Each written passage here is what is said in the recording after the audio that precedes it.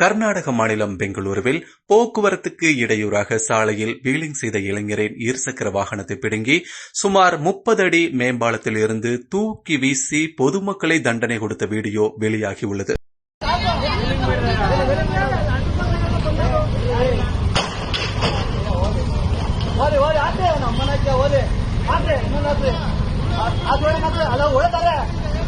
ಅಂಗಾಡಿ ಅಡ್ಡ ಬಂದ್ಬಿಟ್ರೆ ಅಲ್ಲೇ ಹಚ್ಕೊಂಡಾಯ್ತ್ರ ಆದ್ರೆ ಇದು ಆದ್ರೆ ಅದು ಆದ್ರೆ ಹೇಳ್ತೀನಿ ಅವ್ರ ಅಮ್ಮನ ಕೇಸ್ ಕೊಡೋ ಮಕ್ಕಳು ಮಾಡ್ತೀನಿ ಅವ್ರ ಅಮ್ಮನ ಬೇಗ ಆದ್ರೆ ಅದಾದ್ರೆ ಹೇಳ್ತೀನಿ.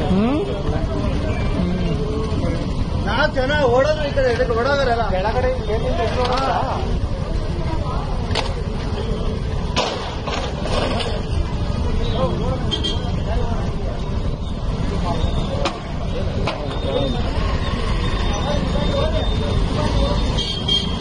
रोड जाम करवाकर निम पाड़े निम मोगी कलर का हराम खोरी ने